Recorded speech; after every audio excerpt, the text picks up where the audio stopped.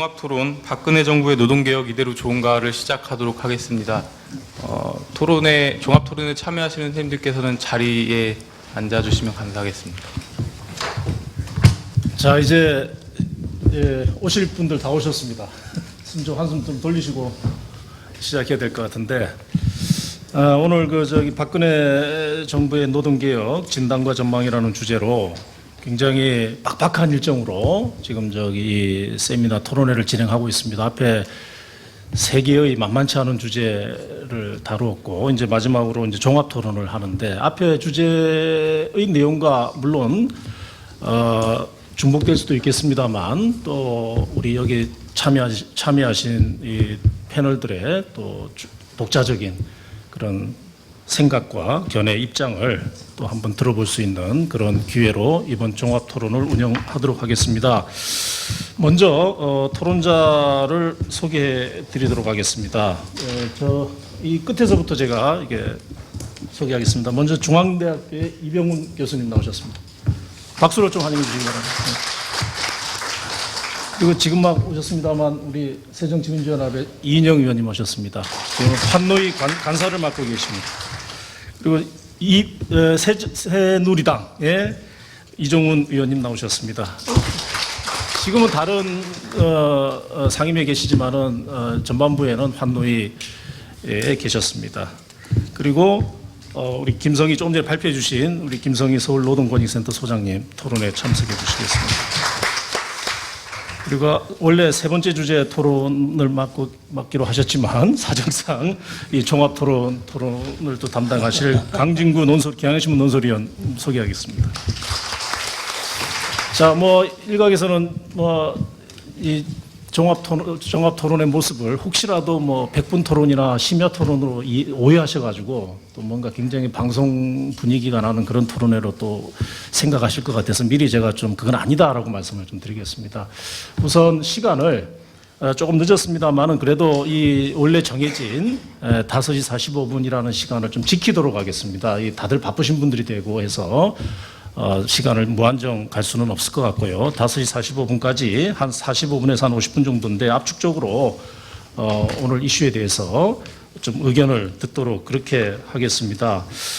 비록 좀 생각 보시면은 좀 다소 오늘 토론 패널 구성이 조금 약간 좀 너무 무겁지 않는가라는 또 그런 생각을 하실지 모르겠지만, 대학에서 이루어지는 토론회의 특성은 바로 이 비판적 지성이기 때문에 모든 이 본인의 소속, 그 다음에 이 배지 경우에 따라서는 견장, 완장 다 빼놓고 정말 어떤 이 대학에서 하는 자유로운 어떤 토론으로서 자신들의 입장을 패널들께서 말씀해 주시리라 그렇게 믿어 의심치 않습니다. 제가 진행하는 방식은 이렇게 하도록 하겠습니다. 크게 세 개의 어떤 주제로 좀 나누겠습니다. 우선 이번 노사정 대타협에 대한 평가에 대해서 긍정적 부분과 또 부정적 부분에 대해서 한 5분 정도씩 의견을 좀 말씀 듣는 순서로 이렇게 하겠습니다. 그리고 두 번째는 그렇게 해서 이제 한 바퀴 돌면 다음 주제로 앞으로 논의되어야 할 핵심 쟁점에 대해서 좀 본인의 생각과 그리고 이 핵심 쟁점을 어떻게 풀어나가야 될지에 대한 대안 제시를 하시는 시간으로 한 5분 정도 그렇게 또 한 바퀴 이렇게 의견을 듣도록 하겠습니다. 그리고 끝으로 이 노동개혁에 대한 전망에 대해서 또 어떤 방향으로 가야 될지 종합적인 평가를 또 마지막에 한 5분 정도 이렇게 듣도록 하겠습니다. 그렇게 되면 아마 45분까지 잘 마무리될 수 있을 것 같습니다. 자, 그럼 먼저 여기서는 다 이 정당 노사를 다 빼고 하는 거니까요. 그냥 순서대로 그렇게 진행을 하겠습니다. 이병훈 교수님께서 가나다 순위 아닙니까? 네, 그냥 앉은 순서대로 하겠습니다. 예. 그래서 이병훈 교수님께서 이번 노사정 대타협의 의미에 대해서 좀 평가를 해주시기 바라겠습니다. 예. 중앙대 이병훈입니다. 첫 발언 기회를 잡고 제가 생각하는 평가 의견을 말씀드립니다. 시간이 제한되니까 그냥 바로 제 의견을 밝히도록 하겠습니다. 사회적 합의라 그러죠. 지난 13일인가 노사정 합의를 만들어냈는데요. 합의했다는 점은 특히 이 구조개혁을 추진하는 정부로서는 큰 진전을 이루고 제가 이제 표현하기를 첫 관문을 통과한 거로 뭐 평가 아닌 평가가 될 수 있겠죠. 하지만은 저는 좀 비판적인 그 합의, 특히 앞에 붙은 서술로 사회적 합의로서 그 사회적인 의미를 담기에는 이번 합의가 여러 한계나 문제점이 있지 않을까 생각을 합니다. 네 가지를 추려서 좀 제가 그렇게 생각하는 바를 밝히도록 하는데요. 첫 번째는 말 그대로 이 노동시장 구조개혁에 대해서 관계되어지는 모든 당사자의 의견의 수렴, 정책적인 협의, 그리고 공감과 동의를 구해내는 말 그대로 그 온전한 사회적인 합의가 됐는가, 사회적 합의가 됐는가라는 측면에서는 저는 우선 첫 번째 걸리는 것이 대표성에 큰 문제가 있다라고 말씀을 드립니다. 한국노총, 우리 아시다시피 조직률이 10%고 그 절반의 한국노총만이 이제 참여를 한 거고, 참여하는 가운데 또 한국노총 지도부가 그런 동의를 해준 것에 대해서 조직 내부적으로도 또 그 30대 15의 반대표까지 나오게 되는데요. 이런 구도 속에서 과연 정부는 합의했으니까 그 합의한 것을 사회적인 합의로 부각을 시키면서 그들의 이제 일정대로 정책을 추진하겠다라고 하는 반면에 지난 그 협상 과정에서 민주노총이 이제 배제됐다라는 것, 더 중요하게는 사실 이번 개혁에 누구봐도 의견이 수렴 반영이 돼야 될 청년이라든가 비정규직, 이중구조의 어떤 취약계층을 할 수 있는 그런 층의 목소리가 제대로 담겨졌는가라는 점에서 대표성에 저는 큰 결함이 있고 대표성에 이제 문제를 삼게 됩니다. 합의적이지 못했다라는 얘기가 되는 거죠. 두 번째는 이제 편향성을 얘기를 합니다. 이번 합의에 담겨진 그 내용과 또 다뤄진 의제 자체가 지나치게 노동시장 구조개혁을 한다면 우리가 뭐 여러 가지 입장이 있다 하더라도 구조개혁에 대한 필요성은 다 같이 공감을 할 것이죠. 그만큼 노동시장 문제가 심각하고 그거를 집약해서 찾는다 한다면 이중구조 문제, 원하청, 대중소기업, 정규, 비정규 얘기를 할 거고 청년 일자리 문제를 얘기를 할 텐데 그런 것에 청년들의 일자리를 얼마만큼 만들어낼 수 있게끔 또 그 이중구조의 하층이라 할 수 있는 중소 내지는 비정규직의 일자리 질을 개선할 수 있는 그런 내용이 담겨지기보다는 오히려 기업 측 정규직 과보로 있던 정규직의 문제를 크게 부각을 시키면서 오히려 상층에 있는 고용을 더 불안 내지는 고용을 더 쉽게 얘기하면 쉽게 해고할 수 있게끔 하는 길을 트거나 아니면 인건비를 더 절감하는 식의 이제 기업 위주 또 노동시장 구조개혁이 이제 기업을 위한 개혁이지 노동자 특히 아까 말한 청년 비정규직 영세 근로자들을 위한 이번에 그 개혁이 되지 못하지 않았느냐라고 말씀을 드리게 되고 앞서 뭐 그런 지적이 있었을지 모르겠습니다만 이런 것을 반증하는 것이 지난해 12월에 전경련에서 이번 협상을 임하기 전에 재계단체 의견서로 제출한 여러 요구사항들이 이를테면 그 기간제, 파견제 어떤 사용 확대라든가 그 일반 해고, 특히 저성과자 해고 요건 완화라든가 그리고 취업규칙의 요건 불이익 변경 완화라든가 이런 내용들이 재계가 주장하고 그걸 고스란히 정부가 받아서 의제를 다뤘던 바도 이번 의제를 잡는 것부터 논의 구도를 끌어오는 것에 지나치게 어떤 한편에 좀 편향되어지는 그 논의가 되다 보니까 그 사회적인 균형을 맞춰나가고 아우를 수 있는 그 협의가 되지 못하고 일정하게 치우친 그런 협상이자 협상의 결과로서 합의가 됐다라는 그런 판단을 말씀을 두 번째 드리는 거고요.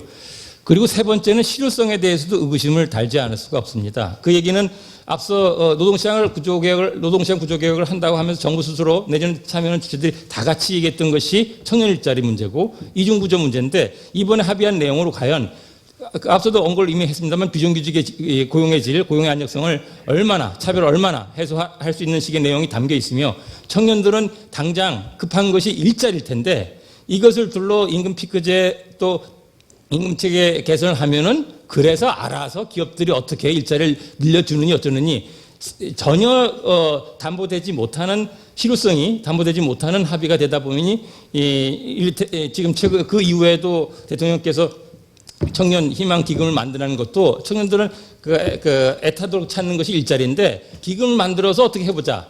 라고 하는 그런 이제 정부의 어떤 정책의 태도라든가 그런 내용이 고스란히 합의에 담겨지면서 한쪽에서 그렇게 다급하게 요구하는 것들을 제대로 채울 수 있는 실효성 있는 합의가 되지 못했다는 얘기가 이제 세 번째 얘기고요. 네 번째는 법 규범을 훼손하는 내용이 들어가는 것을 제가 이제 문제를 삼지 않을 수가 없습니다. 그 얘기는 우리가 노동시장에서 노동자들이 약자인 만큼 그들을 보호하기 위한 근로기준법 등등의 법 규범이라는 것이 있으면서 나름대로 이런 대칭성을 이제 확보를 하는 것인데 이번 합의에는 소위 행정 지침, 특히 일반 해고라든가 지역규칙 불이익 변경에 대해서 정부의 어떤 가이드라인으로 이런 것들을 변경시켜 나갈 수 있다라는 그런 선례를 만들어내는 합의가 담겨짐으로 해가지고 우리가 그나마 노동하고의 노동 사용자 간의 어떤 대칭성, 균형성을 담보할 수 있는 걸 법 자체를 좀 크게 훼손하거나 크게 약화시키는 그런 내용까지 담겨 있다는 것이 이번 합의의 큰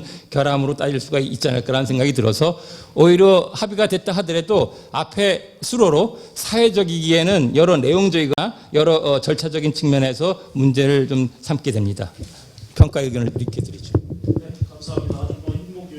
네 가지 점에서 이번 합의가 문제가 있다라고 지적을 해주셨습니다. 이인영 의원님.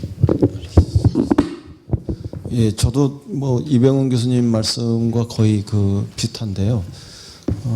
우선 다른 데서 토론하면은 이 잘못된 합의다, 굉장히 부족한 합의고 기울어진 합의다, 이렇게 규정부터 해야 될 것 같은데요. 그 이전에 이제 사회적인 합의다, 사회적인 대타협이다, 이런 규정에 대한 객관성을 가지려면 전 세 가지 정도의 요건을 갖춰야 한다, 이렇게 생각합니다. 우선은 사회적 합의, 사회적 대타협에서 제일 중요한 부분들이 동의의 자발성, 동의의 자율성, 이런 것이 있어야 되는데 그러지 못했다, 이렇게 생각을 하고요. 그다음에 두 번째는 합의의 균형성, 형평성, 양보, 타협, 이런 것의 형평성, 균형성, 이런 것이 있어야 되는데 기울어졌다, 이렇게 평가를 하고요. 그 다음에 세 번째는 사회적 대표성을 담보할 수 있어야 되는데 반쪽이다, 이렇게 평가를 합니다. 동의의 자발성 문제는 그냥 이 타협을 이끌어내는 과정에서 형식적인 절차적인 어떤 주재자였던 노사정 위원장, 김대한 위원장조차도 시간 정해놓고 압박하지 마라, 이런 이야기를 했거든요. 그러니까 그리고 그 이후에 요컨대 또 노동법을 새누리당에서 5개 법을 발의하면서 일정하게 시한을 또 정해놓고 또 이렇게 논의를 진행하고 이거 일련의 흐름들이 명백하게 정해놓고 밀어붙이는 이런 과정들이기 때문에 충분한 논의, 특히 핵심 쟁점에 있어서의 동의 과정들, 이런 것들이 자율적이지 못했다, 자발성을 부여할 수 없다, 이런 측면에서 강제적이었다, 이렇게 평가할 수밖에 없고요. 그 다음에 제가 합의문을 70개 조항인데 그중에 해당되는 거 한 67개 이렇게 분석을 해보니까 명백하게 친기업적인 것, 기업을 편든 것, 이런 것이 10개 조항이에요. 그리고 기존의 정부가 추진하던 정책 방향, 그 방침의 연장선에서 있는 것이 17개쯤 되고요. 그 다음에 명백하게 노동의 희생을 불러오는 조항은 16개. 그 다음에 선언적 수준에서 멈추고 있는 게 15개. 그 다음에 이 정도 개선되면 그래도 노동에게 조금이라도 도움이 되겠다, 이런 건 9개. 이런 정도밖에 되지 않습니다. 임금 피크하고 시간 피크가 동일한 항목으로 있는데 그걸 쪼개서 전부 아마 58개쯤 될 텐데요. 이렇게 분석을 하면 이 자체가 이미 기울어진 합의다, 실증적으로 저는 그렇게 좀 보여집니다.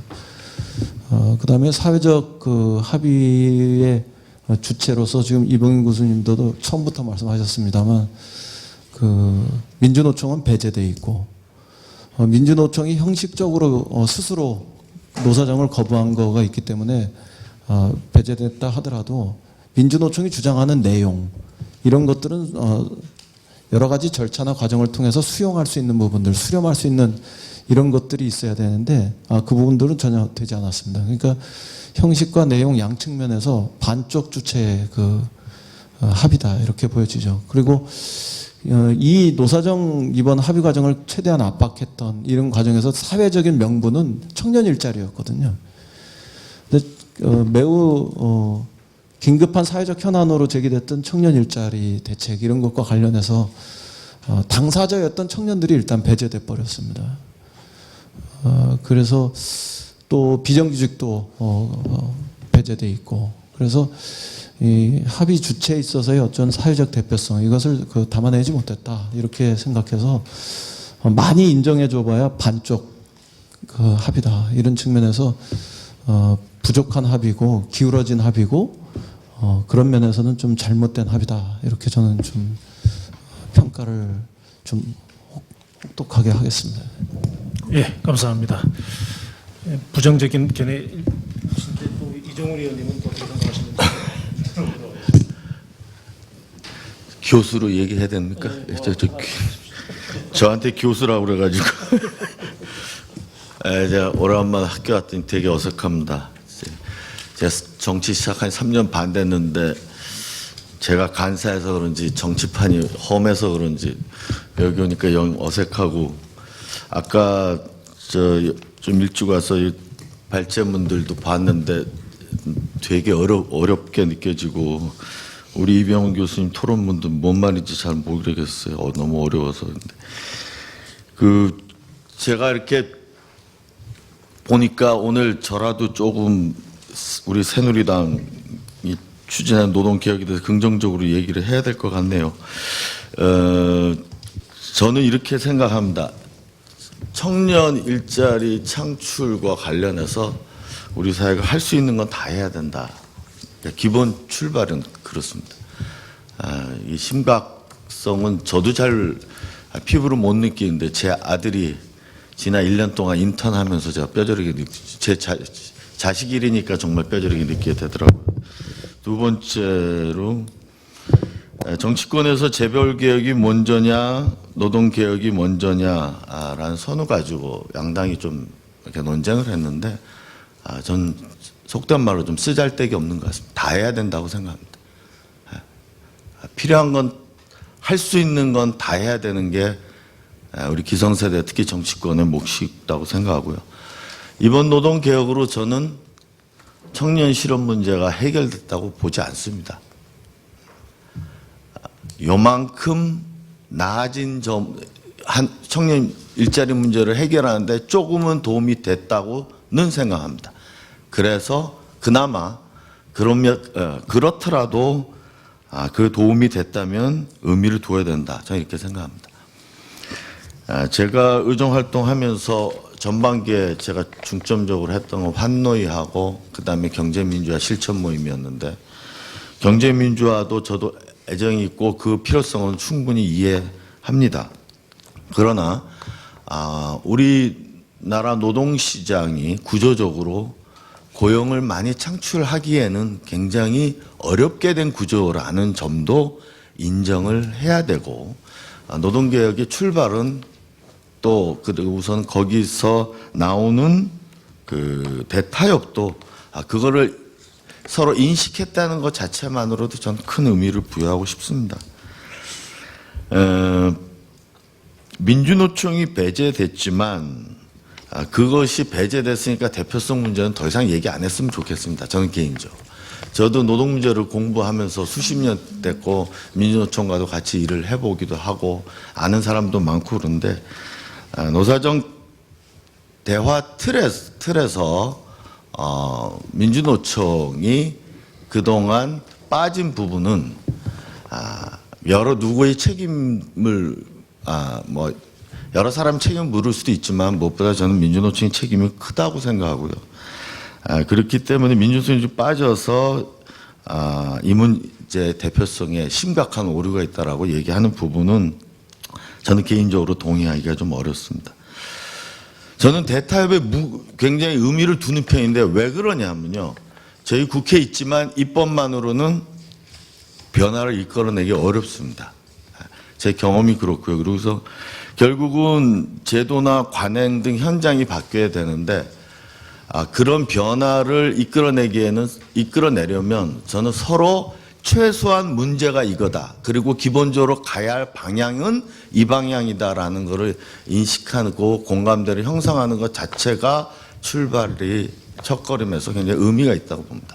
거기 가는 길에 오른쪽으로 돌아가느냐 왼쪽으로 돌아가느냐 차이는 있을 수 있지만 그것은 치열한 토론과 그다음에 어느 걸 해보고 또 안 되면 다시 정책을 수정해서 가는 수가 있는데 처음부터 문제의 본질과 가는 방향에 대해서 인식을 못하는 경우가 굉장히 많았습니다.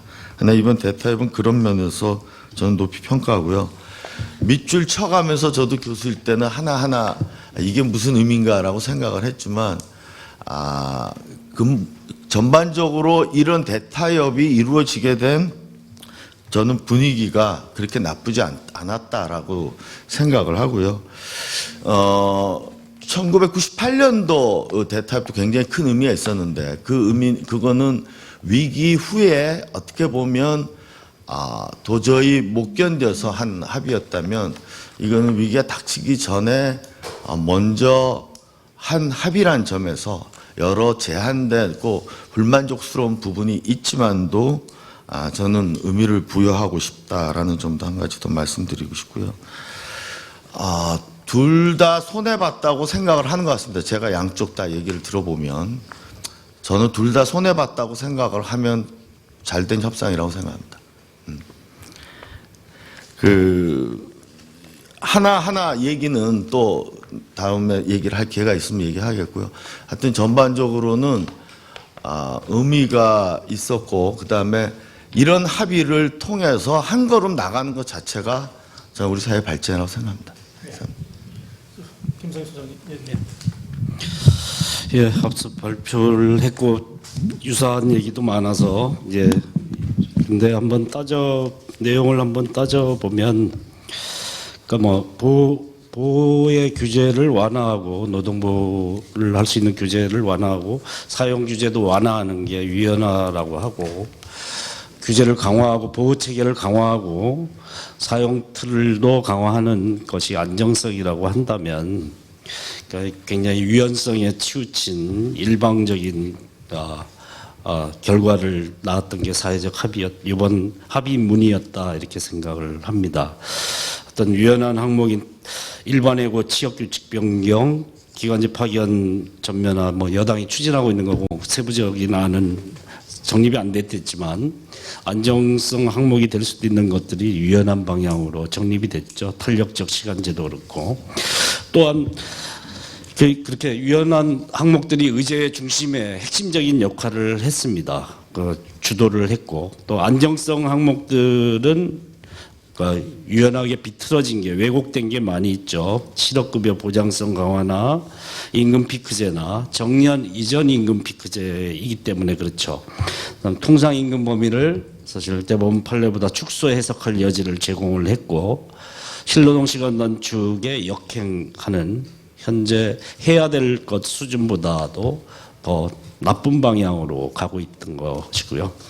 정말 안정성을 높이는 방안들이 가득 많이 있습니다. 개수는 많이 있을 겁니다. 많이 있습니다. 청년 고용 대책이 대표적이죠. 그러니까 기존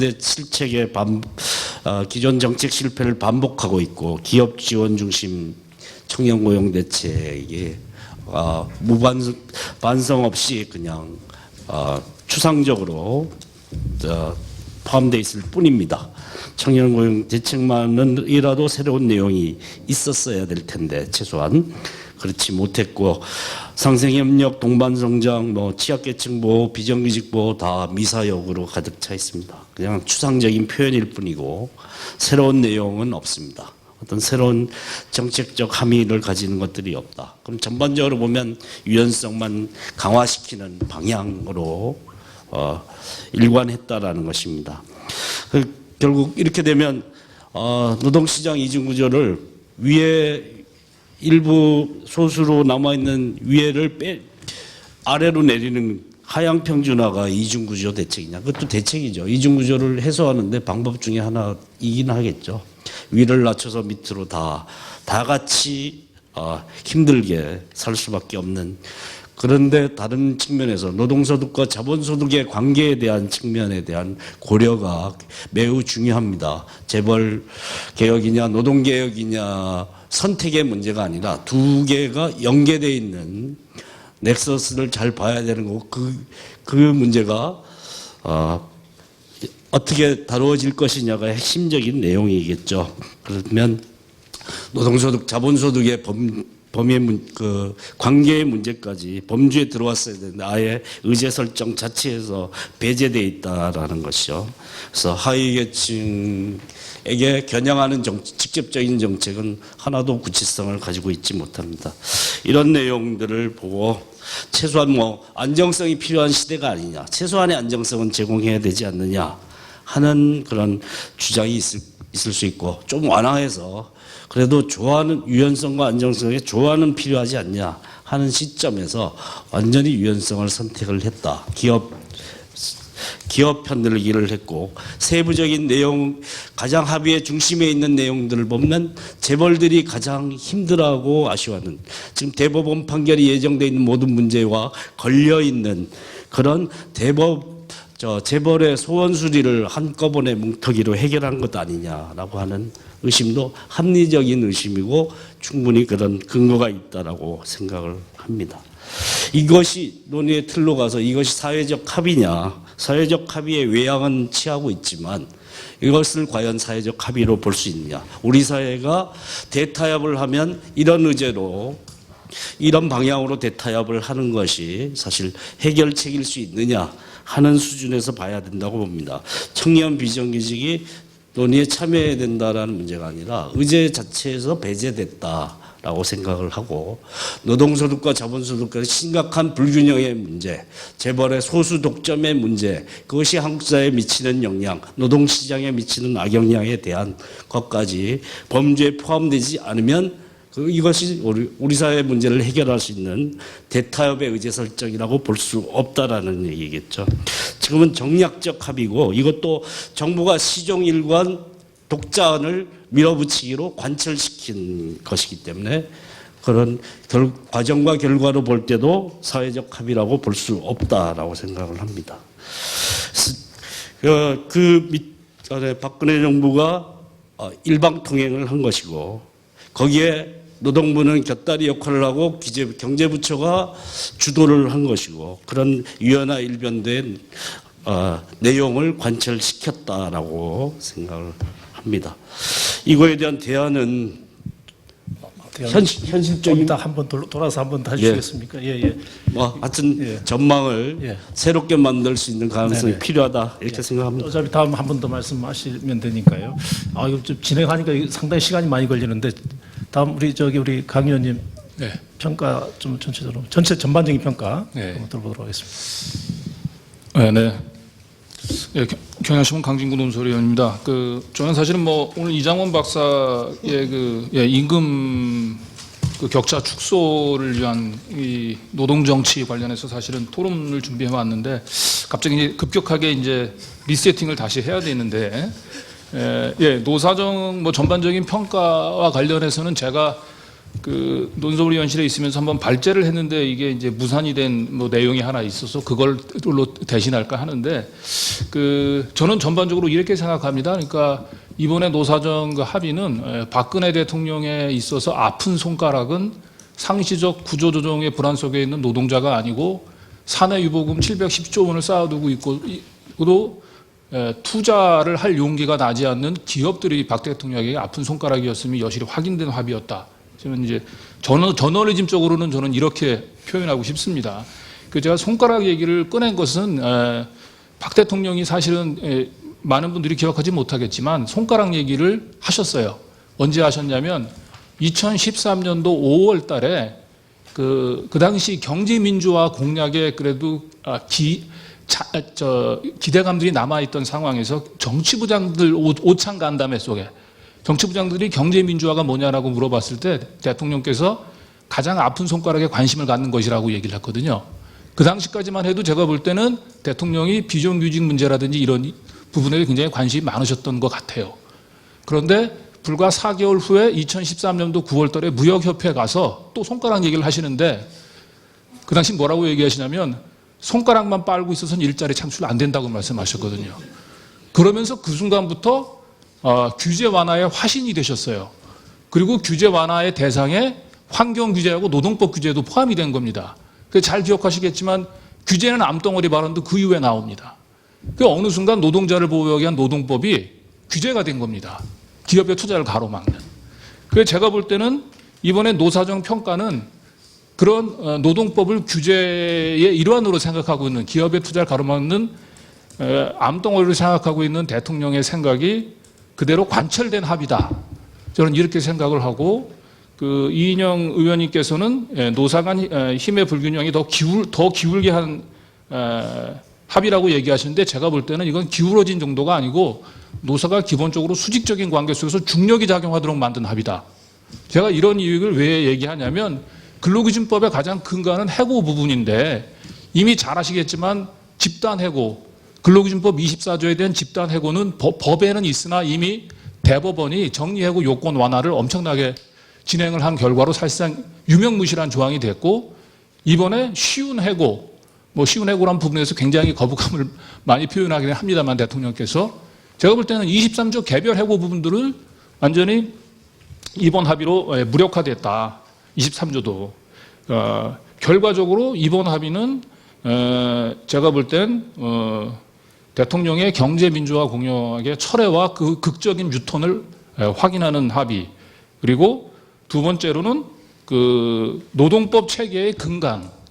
우리의 노동법 체계의 근간은 노동자를 보호하고 있고 모든 근로 조건은 법률로 정하도록 되어 있는 부분인데 행정 지침을 통해서 해고의 기준을 정할 수 있고 사용자가 마음대로 취업 규칙을 만들 수 있도록 하는 부분들을 법률이 아닌 행정 지침, 정부의 가이드라인을 통해서 할 수 있도록 허용해 준 부분들. 이건 노동법 체계의 아주 근간을 붕괴시킨 합의다. 저는 이제 이렇게 평가를 하고 시간이 많이 없다고 하니까 한 번 더 말씀하실 시간을 좀 드리도록 하겠습니다. 자, 이제 일단 전반적인 평가를 한번 들어봤습니다. 시간이 조금 부족하긴 한데요. 좀 시간을 이제 좀 줄여서 한 3분 이내로 다들 비판적인 말씀을 많이들 주셨는데 그렇다고 해서 이 노동개혁의 필요성이나 어떤 목적 이 자체가 아마 무의미하다 이렇게 보지는 않으실 거로 생각이 됩니다. 그리고 조금 전에 우리 이인영 의원께서 아주 세밀한 분석까지 다 하셨지만 5개 부문에 거의 70여 개에 이르는 세부 항목들이 있는데 이 내용 중에서 꼭 이 어떤 지금 현재 노동개혁의 필요성의 관점에서 어떤 이슈가 반드시 앞으로 더 깊이 논의되어야 하고 우리가 추진해야 되는 것인지 또는 어떤 논의는 반드시 버려야 되는 것인지 이런 부분에 대해서 조금 집중적으로 좀 의견을 좀 주셨으면 좋겠습니다. 이병헌 교수님 먼저 좀 말씀 부탁드리겠습니다. 그 의제 쟁점 중심으로 말씀을 드리면 저는 이번 합의에 포함되어 있는 일반 해고, 취업규칙 불이익 변경 완화, 그리고 비정규 법 관련된 기간제, 파견제 사용 요건 완화에 대한 내용은 저는 불가하다라는 입장입니다.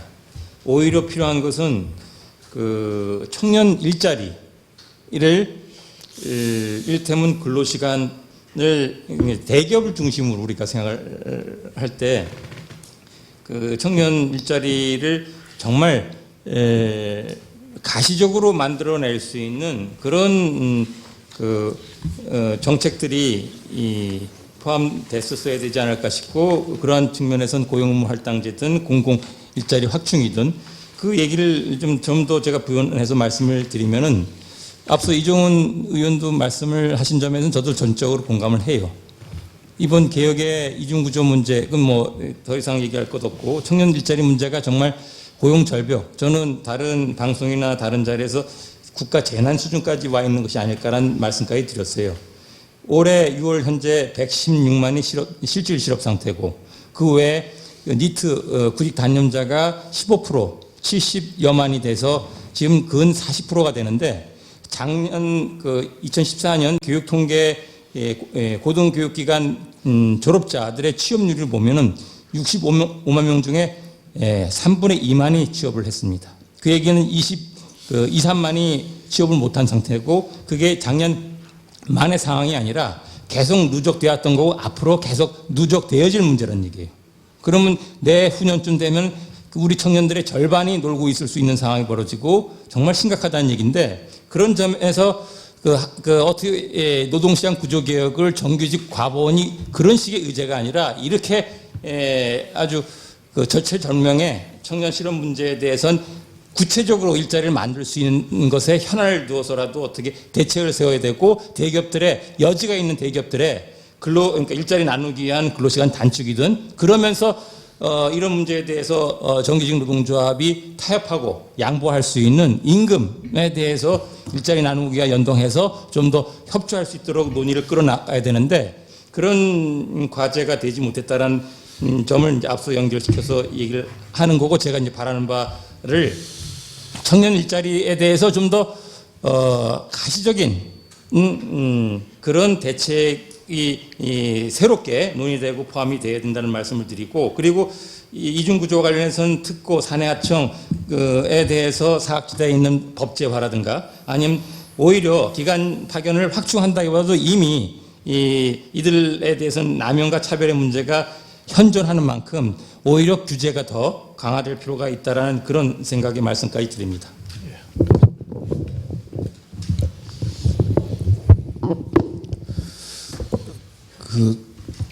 지금 그 노동의 위기가 어디서 왔는가 뭐 이런 것을 그 구조적으로 따져 보면은 저는 재벌 개혁이나 경제 민주화 이런 거 없이 지금 노동의 위기를 해소할 방법이 없다고 생각합니다. 그거는 뭐 본격적인 논쟁이 될 테니까 이종훈 의원님 견해하고 완전히 다를 수 있어서 시간이 많이 필요하고 그래서 생략을 할 텐데 그 이전에 노동의 위기의 현상 이거는 우리가 짚을 수 있다고 생각합니다. 해고의 위기 이게 명백히 와 있고요. 그다음 두 번째로 비정규직의 위기가 와 있고요.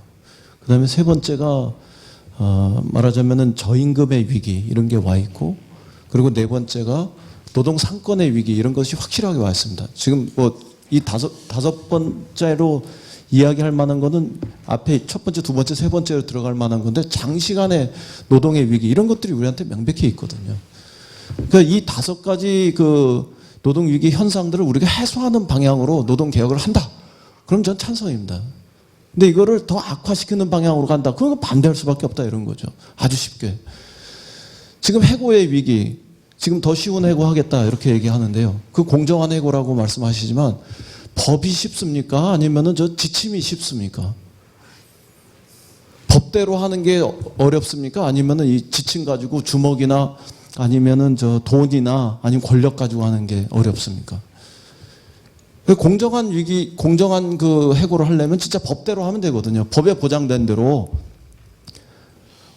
정당한 사유 없이 해고하면 안 되는 거 이걸 지키면 되는 거거든요. 근데 지침과 가이드라인으로 쉽게 하겠다는 거죠, 그거는. 근데 이미 우리 해고는 쉽게 와 있어요. 정리해고 이런 것뿐만 아니라 명예퇴직, 희망퇴직해서 상시적인 해고가 와 있거든요.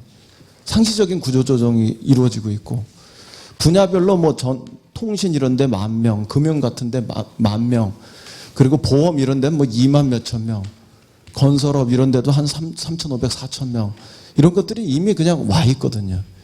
그 해고의 위기가 왔는데 이걸 더 쉽게 하자. 이거는 반대할 수밖에 없는 거죠. 비정규직이 1,900만 명이 일해서 월급 받는데 여기 김유선 박사님은 45% 정도로 말씀하시는데 저는 거의 50%가 실질적으로 넘어간다고 생각해요. 그럼 2명 중에 1명이 비정규직이면 이게 부족한 게 아니잖아요. 비정규직이 넘치는 거죠. 저는 아무리 생각해도 한 25% 안팎이면은 우리나라에 비정규직을 들여오는 인정하는 노동의 유용성은 충분하다고 생각하거든요. 근데 정부 통계 자체도 35%가 비정규직이면 이게 줄이는 방향으로 가야지 더 늘리는 방향으로 갈 수는 없는 거다고 생각합니다. 통일 준비하자고 그러는데 통일하면 북쪽에서 노동력 이동할 때 이런 거 최소한 200만에서 많으면 500만 이렇게 얘기하는데 우리가 이렇게 비정규직을 50% 이상 늘려놓고 통일됐을 때 어떻게 그 사회적 혼란을 감당할 건지 이런 거 생각해도 사실 암담한 방향이고요, 장기적으로.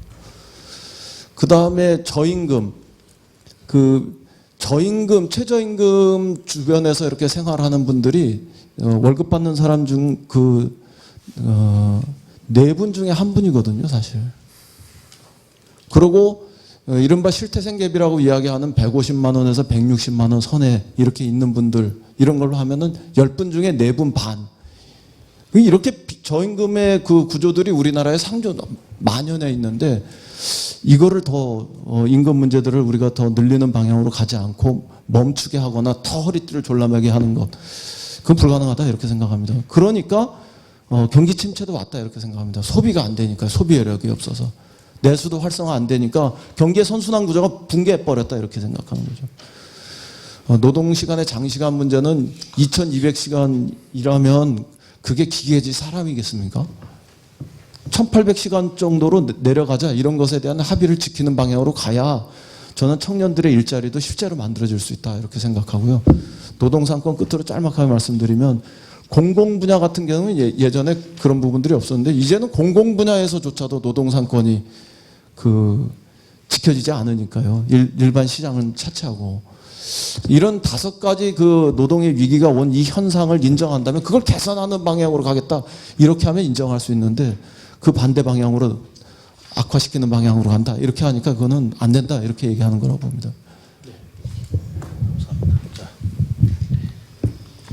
예, 이번 합의 때 언론에서도 많이 언급되는 소위 말하는 2+2의 4가지 주제에 대해서 간단하게 말씀드리겠습니다. 입법사항이 2개였고 입법사항이 아닌 게 2개였습니다. 입법사항은 근로시간 단축하고 통상임금. 통상임금은 이미 대법원 판례가 나왔고 근로시간 단축은 곧 임박했고 이런 상황이었습니다. 이 사안은 2개는 제가 이해하는 바로는 현장에서 이 부분에 대해서 이 원칙이 무엇이 룰인지 이 사회 룰인지 불확실하니까 굉장히 혼란스러워하고 그 불확실성이 컸습니다. 이거를 입법으로 해결해주지 않으니까 노동부는 자꾸 유권 해석을 하고 지침을 나가는데 그게 현장에서 때로는 안정화시키기도 하지만 그것이 새로운 노사 갈등을 일으키기도 해서 이 부분은 노동계도 빨리 정리를 해달라고 입장이었고 사용자들은 도리어 근로시간 단축에 관해서 혹시 대법원 판례가 자기네들한테 조금 유리하게 나오지 않을까 싶어서 조금 뒤로 처져서 관망하는 그런 분위기였습니다. 그게 제가 환노위할 때까지 상황이고 그 상황이 지금까지 좀 이어져 온 거라고 저는 이해합니다. 환노위할 때 마지막에 소위 말하는 노사정 소위라는 것을 구성했습니다. 그래서 여야 국회의원 2명씩 그때 저도 들어가서 그리고 여기 박 교수님, 우리 김유선 박사님 다 같이 논의를 해서 어느 정도 합의가 될 만한 안을 거의 다 만들어 놨는데 마지막에 합의는 도출하지 못했습니다. 그래서 그건 없던 일이 된 거고 이번에까지 와서 지금 합의한 걸 보니까 그때 합의하고 큰 차이가 없는 것 같고 그때 가장 쟁점 중에 하나였던 휴일 근로를 중복 할증할 거냐 50%만 할증할 거냐 하는 건 여전히 합의가 안 된 상태에서 국회로 넘어와서 저는 환노위에서 나왔지만 우리 이인영 의원님이 아마 법안 소위하실 때 그 부분이 굉장히 많이 부딪힐 것 같습니다. 임금 피크제하고 저성과자 일반 해고 문제는 저는 일자리 문제로 정부에서는 얘기하지만 저는 공정성의 문제로 봅니다. 정년 연장은 피할 수 없게 신규 채용을 줄일 수밖에 없습니다. 그거는 뭐 여러 가지 무슨 다른 논리로 돼도 그건 기업 그 현장을 너무 모르는 소리예요. 일단 비용이 많이 드니까 줄이는 것도 있지만 당장 사람이 계속 있기 때문에 빈자리가 안 생깁니다. 기업은 돈을 떠나서 빈자리가 안 생기면 사람을 채용할 수 없는 게 현실입니다. 따라서 그 조금이라도 여유를 줘서 사람을, 저는 임금 피크 제한다고 엄청나게 청년 고용이 늘 거라고 그래서 생각 안 하는 사람입니다. 그러나 그 정도라도 임금 피크제라도 해야 요만큼이라도 틈이 생긴다라고 저는 보는 겁니다. 정년 연장은 불가피했습니다. 청년들한테는 정말 미안하지만 불가피했던 것이 베이비 부모들이 여기서 더 나가고 그러면 지금 자영업자들이 어려운 것도 공급 과잉 때문에 그런데 또 거기 나가서 퇴장해서 노동시장에서 나와서 다시 또 가게를 차리고 이러면 자영업자까지 어려워지는 그런 상황에서 우리가 정년 연장이라는 카드를 선택하면서 이 카드를 선택하면 피할 수 없게 청년들한테 안 좋은 결과, 이 명과 암이 뚜렷한 그런 거였고요. 그래서 청년들을 위해서 최소한의 우리 사회가 해야 된, 그리고 기성세대가 이 정도는 양보를 해줘야 된다고 생각했던 게 임금 피크제고, 저는 그 부분에서는 노동계도 동의하리라 생각합니다. 두 번째, 저성과자 일반 해고는 굉장히 어려운 문제인데요. 제가 한 가지 사례를 들고 제 말을 마치겠습니다. 제가 학교 교수로 있을 때 제 제자가 굉장히 뛰어난 학생이 있었는데 취직이 안 됐습니다. 그래서 학교에 부탁을 해서 학교 교직원으로 취직을 했습니다. 기간제 근로자로. 월급도 작습니다, 물론. 근데 너무너무 일을 잘한다고 했습니다. 근데 잘렸습니다. 이유는 정규직 중에 굉장히 문제가 있는 사람이 있음에도 불구하고 그 자리가 비지 않기 때문에 이 사람을 자를 수밖에 없다는 겁니다. 그런 현실도 있는 겁니다. 저는 저성과자 일반 해고를 마음대로 할 수 있게 하는 것은 반대입니다. 해고 위협에서 할 수는 없습니다. 그러나 저성과자가 아무런 위협 없이 다른 사람의 기회를 박탈하는 것도 문제이라는 것에는 이 사회가 공감대를 가져야 된다고 생각합니다. 예, 좀 다른 얘기를 해보겠습니다. 제가 올해부터 서울노동권익센터 열어서 하고 있는데 현수막만 붙였는데 상담이 어마어마하게 들어옵니다. 우리나라에 제가 비정규센터 일도 오래 했지만 이런지는 잘 이렇게 최하층에 있는 노동자들의 직접적인 하소연을 들을 기회는 많지 않았는데 무슨 일로 주로 하냐면 부당 해고 1순위입니다. 그다음에 임금 체불, 그다음 퇴직금, 미지급 이런 문제입니다. 기본적인 법이 근로기준법이 살아 있는데 있다면 이런 문제는 생기면 안 되는 일이죠. 생겨도 일부에 몰지각한 사람이 하는 일이라야 되는데 엄청나게 많이 횡행하고 있다는 거죠. 직종 산업을 불문하고 다양하게 모든 곳에서 벌어지고 있습니다. 이렇게 있는 법조항이 그렇게 나쁘지 않다라고 하는데 있는 법 제대로 지켜지지 않습니다. 그렇죠? 이런 상태에서 이제 윗물에 가서 그쪽에서 이제 거기서도 법을 우회해서 뭔가 해고를 용이하게 하는 방법 이런 것을 이제 관철하려고 하는 양상이 벌어지고 있는 것이죠. 지금 이게 골고루 다 아무 때나 해고될 수 있는 법이 있어도 사각지대라서 안 되고 법이 있는데 정부 지침으로 다른 우회할 수 있는 방법이 생겨서 그렇게 되고 노동자 전체가 다 죽어나가게 되는 거다 이렇게 얘기할 수 있는 좀 잘라서 얘기하자면 그렇게 얘기할 수 있을 거라고 봅니다. 법대로 하자라는 얘기는 보수가 주장해야 되는데 지금 보수가 아닌 사람들이 마지막 그런 구원처로서 거기에 기대해야 되는 상황에 처해 있습니다. 우리나라 보수가 적어도 법을 준수하고 법을 제대로 지키는 원칙 있는 보수였으면 이 사회가 이 정도까지 상황에 있지 않다고 생각합니다. 원칙 있는 보수가 있었으면 하는 바람입니다. 감사합니다. 예. 그 앞에서 뭐 쉬운 해고하고 그 취업 규칙 변경 등 이렇게 이미 도출되어 있는 쟁점에 대해서는 뭐 잘 지적을 해주셨던 것 같고요.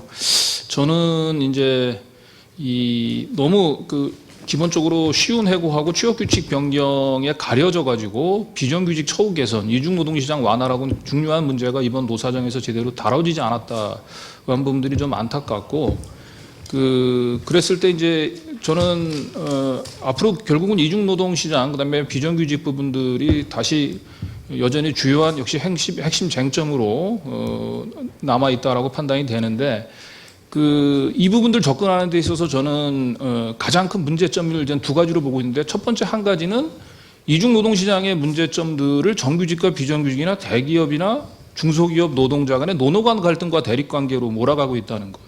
결국 이렇게 되면 대기업 정규직 노동자주로 이기주의로 귀결될 수밖에 없는데, 저는 뭐 대기업 정규직 노동자들의 일정 부분 양보가 뭐 필요하다라고 보긴 합니다만, 이들의 양보만으로는 해결될 수 없고 결과적으로 이중 노동 시장의 문제는 대기업들의 노력이 필요하다.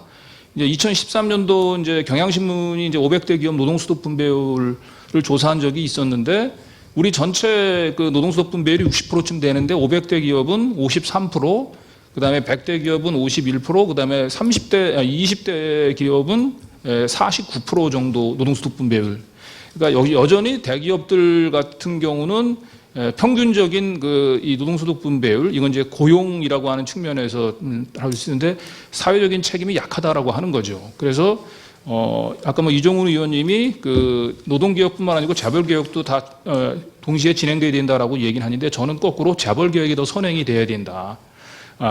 단적으로 최근에 현대자동차그룹에서 임금 피크제를 전 기업에 도입하게 되면 한 600억 정도가 마련된다라고 했는데, 600억 정도 해가지고 한 1000명 정도 추가 고용한다고 했는데, 현대자동차그룹의 사내 유보금이 100조가 넘어가죠. 현찰 유보로 보면 한 16조 정도 되는데, 그 중에 한 1조 정도만 털어도 연봉 5천만 원짜리 일자리를 2만 개 만들 수 있습니다. 결국은 청년 실업도 그렇고 우리 사회에 있어서 이중 노동시장 구조의 문제는 정규직 노조의 문제가 아니고 대기업 재벌들의 사회적인 책임들을 촉구하는 쪽에 사회적인 관심과 노력이 경주돼야 될 필요가 있다, 저는 이렇게 생각하고, 그러면 두 번째로는 비정규직 처우 개선 문제에 있어서 가장 문제는 비정규직들을 단순히 시혜적인 측면만으로 바라보고 있다는 겁니다. 비정규직 노도 스스로 노동 조건을 개선할 수 있도록 하는 게 중요하고, 그런 차원에서 보면 비정규직 노동자들의 노동 3권이 대단히 중요하다. 그런데 지금 현실적으로 비정규직 노동자들은 노조를 만들거나 노조 활동을 할 때는 거의 해고나 계약 해지를 각오하지 않을 수밖에 없고, 결국은 비정규직 노동자들에 대한 사용자들의 부당 노동 행위에 대해서 단호한 법 집행 의지를 보여주는 게 필요하고, 그리고 실질적으로는 대다수 비정규직들이 대개 사내하청이나 협력업체에 소속되어 있는 경우가 많고, 노동조건 개선의 실질적인 권한은 원청 사용자에 있다. 따라서 원청의 사용자로서의 책임을 좀 강화하는 부분들에 대한 고민이 필요하다. 이미 미국 NLRB에서는 부당노동 행위에 있어서 원청의 지배 개입을 인정한 바도 있다. 그리고 이와 아울러서 지금 현재 교섭창구 단일화 제도를 개별 사업장별로 의무화하고 있는데, 이런 사업장 내에서 이런 정규직 개별 사업장 내에서 항상 정규직은 비정규직들은 소수일 수밖에 없는데, 교섭창구 단일화를 의무화하게 될 경우에는 결국 비정규직들은 독자적인 교섭권을 행사할 수 없고 스스로의 목소리를 내기 어렵다. 그래서 저는 이번 노사정에서 전혀 이 부분이 거론이 되지, 비정규직들의 노동 3권 보장, 이를 통한 스스로 노동 조건을 개선할 수 있도록 하는 문제 부분들이 전혀 거론이 되지 않았던 부분들이 안타깝고, 지금부터라도 이 부분들을 적극적으로 좀 같이 사회적인 합의를 모아 나갈 필요가 있지 않을까 이렇게 생각합니다. 이상입니다. 네, 감사합니다. 뭐 지금까지 쭉 논란이 되어 왔던 쟁점에 대해서 다시 한번 또 쟁점 이슈를 한번 확인해 본 그런 자리가 됐던 것 같습니다. 일단 해고 요건에 관해서는 명백히 어떤 입장의 차이가 또 있을 수 있을 것 같고요. 그러나 또 다른 한편에 있어서 원래 이 노동개혁이 처음에 시작했던 그 배경은 결국은 우리 비정규직 남용이나 어떤 그 과다로 인한 우리 사회 이중구조 문제를 어떻게 개선할 것인지에서 이제 시작했던 그 측면으로 다시 돌아가서 이 문제에 대해서 좀 제대로 된 논의가 필요한 것이 아니냐. 그리고 청년 일자리, 청년 고용 문제, 우리 사회가 책임져야 할 이 청년 일자리 문제에 대해서 좀 더 구체적인 그런 대안들을 만들어내야 되는 것이 아니냐. 이 부분에 대해서는 뭐 큰 이견이 없는 것 같고요. 또 이종윤 의원께서는 여기에 덧붙여서 우리 노동시장에 굉장히 불확실하게 존재했던 그런 제도적인 어떤 불명확성을 이번 기회에 차지해 확실하게 이것을 개선하는 것도 중요한 우리 노동개혁의 성과라고 봐야 되는 것이 아니냐 이제 이런 지적을 해주신 것 같습니다. 이제 쟁점은 분명하고 또 가야 할 무엇을 해야 될지도 또 어떻게 보면 분명한 것 같은데 정말 끝으로 제가 45분까지만 딱 끝내려고 했는데 딱 한마디씩만 어떻게 해야 될 건지 지금 이제 일단 노사정 대타협의 지금 상자는 열려졌어요.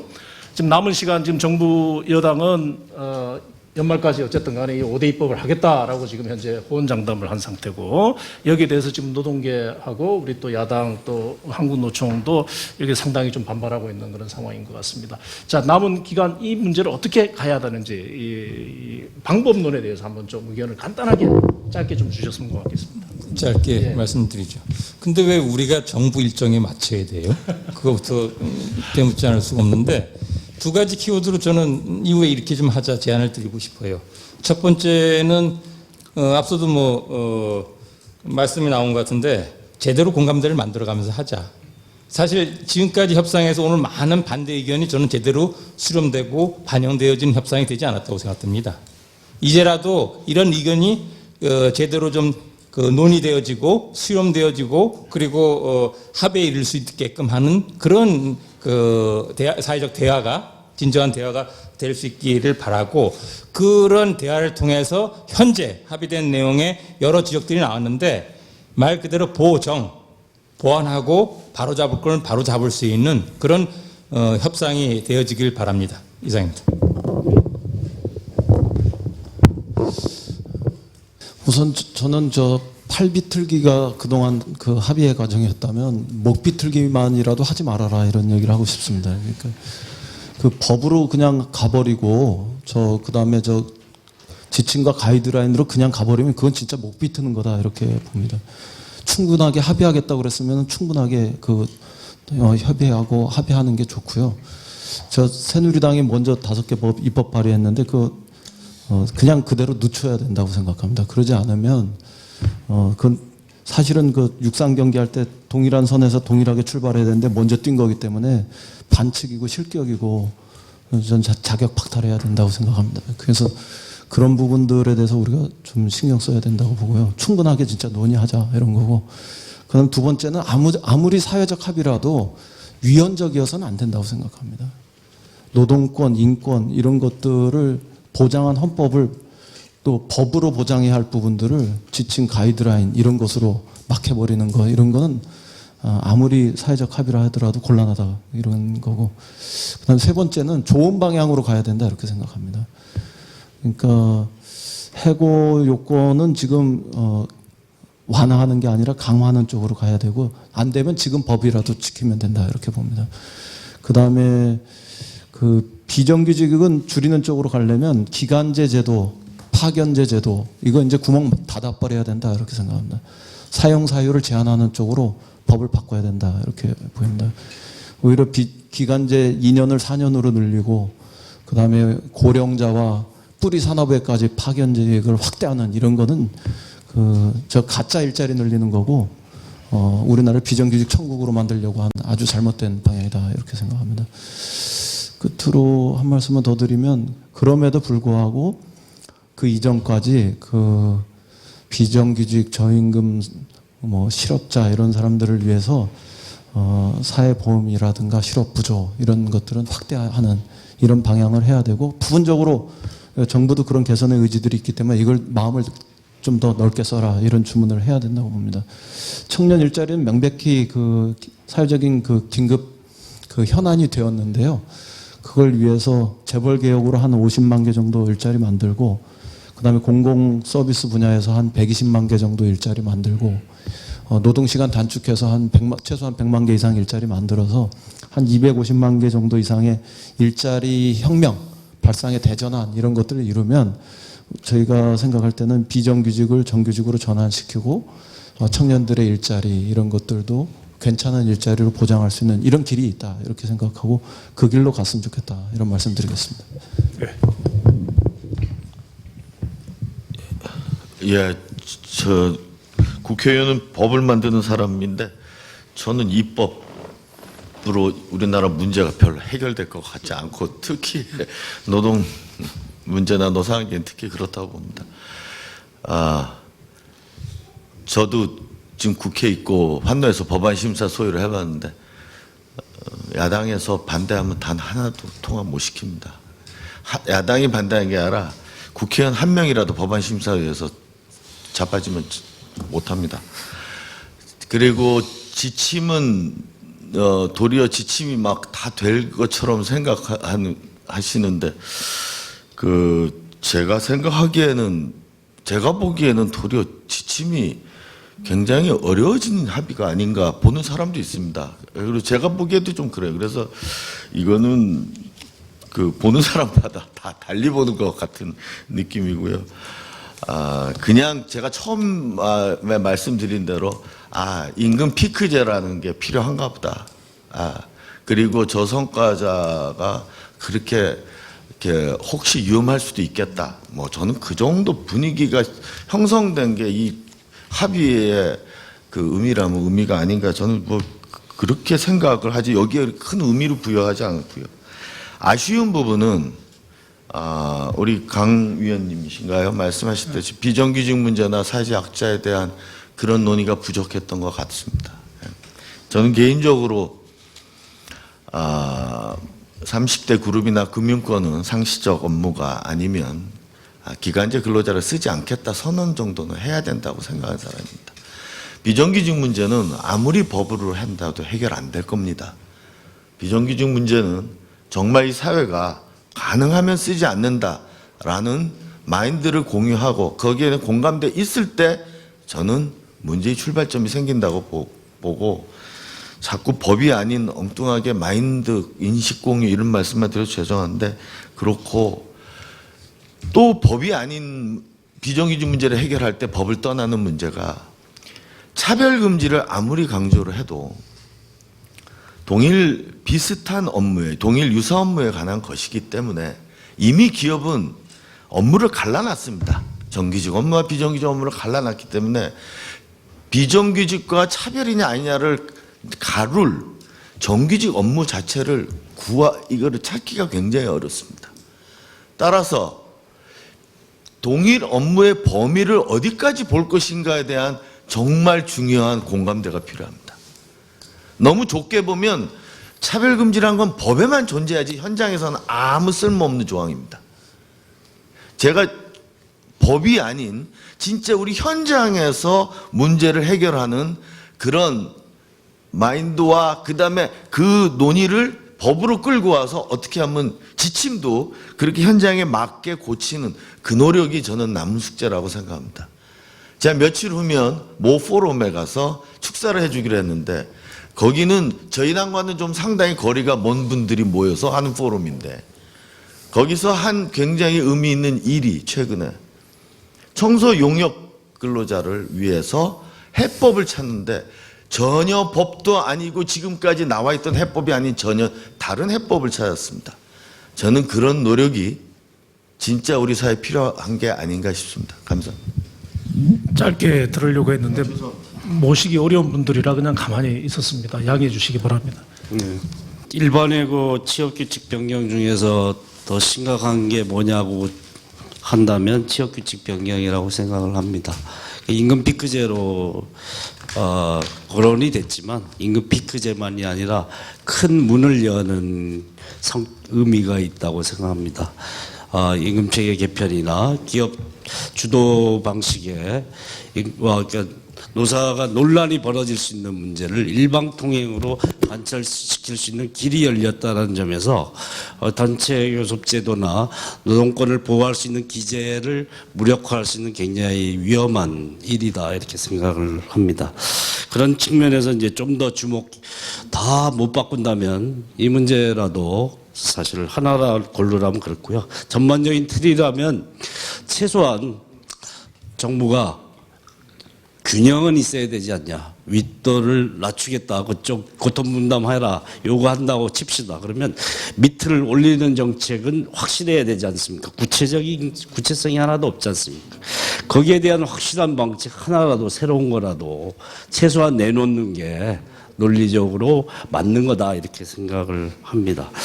저다음 사회적 대타협이 사회협약이든 어떤 이름을 부르든 필요하다고 생각합니다.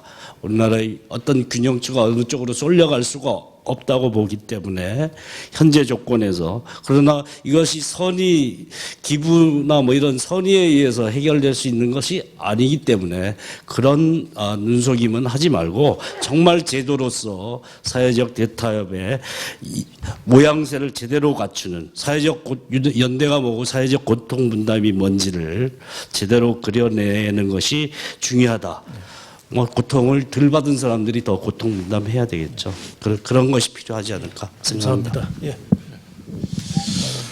예, 저는 개별 쟁점보다는 지금 현재 문제가 되고 있는 노동개혁을 관통하는 가장 심각한 문제는 기본적으로 노동을 바라보는 패러다임의 문제다. 지금까지 우리 사회는 기업이 잘 돼야 노동자가 잘 된다라고 하는 관점 속에서 지탱이 되어 왔다고 한다면 저는 앞으로 이걸 노동자가 잘 돼야 기업이 잘 된다라고 하는 패러다임으로 반드시 바꿔야 된다.